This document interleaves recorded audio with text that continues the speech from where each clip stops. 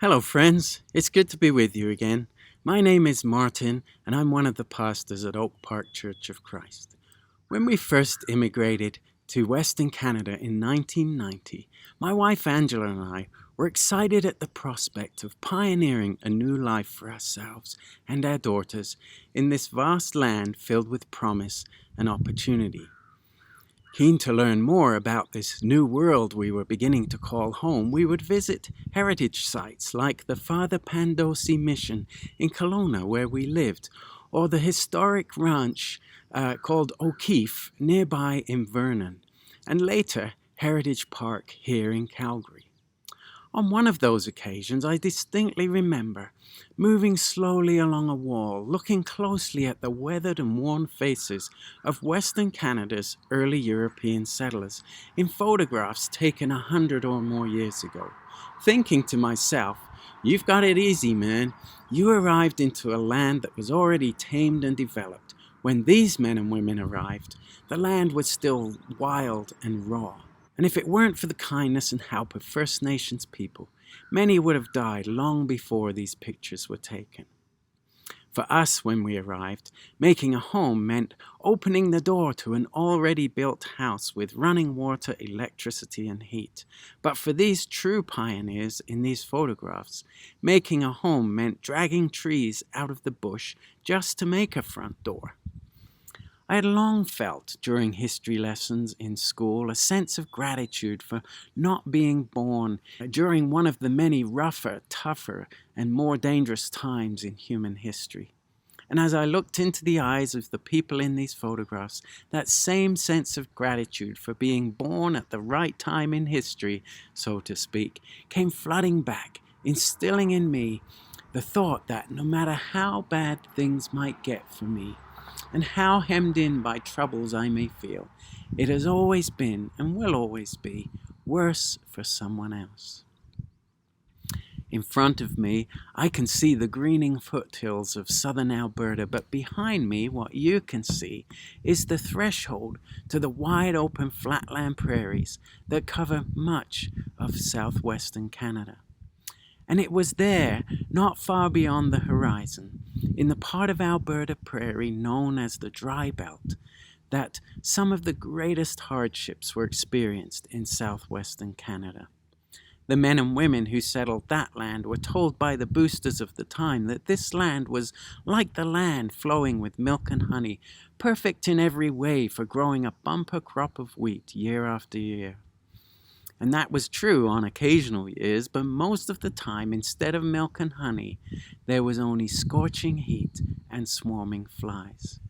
Some gave up and moved away, yet many pressed on, steeling their faces towards adversity as they faced hardship upon hardship, some of which may sound familiar to us today, such as falling prices for everything they sold and rising prices for everything they bought, increasing taxes levied against property that was dropping in value, and in some cases worth less than the value it was mortgaged for. Yet there were other hardships too, hardships you and I will likely never know, like invasions of grasshoppers, mowing the fresh shoots off the crops, legions of gophers, and even bigger legions of rabbits, chomping everything the grasshoppers left behind, cutworms slicing through the stems of hope for a promising year, the endless onslaught of weeds blowing on the unceasing wind, the ever-present threat of fire, and perhaps worst of all,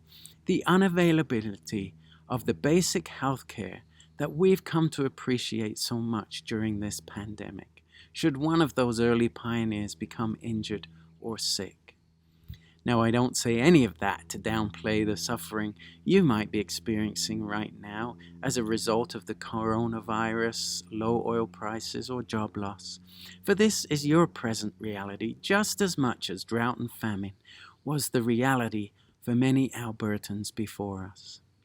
But sometimes, when adversity comes my way, I find it helpful and good for the morale of my soul to bring my suffering into perspective by measuring it beside the suffering of others.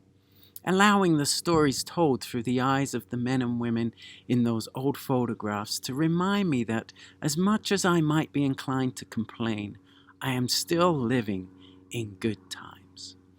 So as I stand here on the threshold of the Canadian prairies feeling grateful today, I want to leave you with these words spoken by the Apostle Paul in Romans chapter 5 from the Message translation.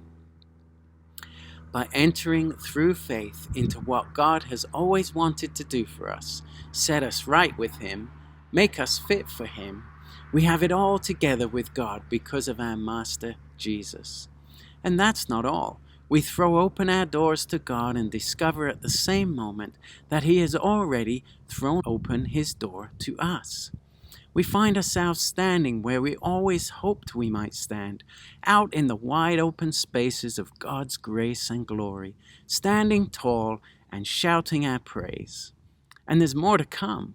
We continue to shout our praise even when we're hemmed in with troubles, because we know how troubles can develop passionate patience within us, and how that patience in turn forges the tempered steel of virtue, keeping us alert for whatever God will do next.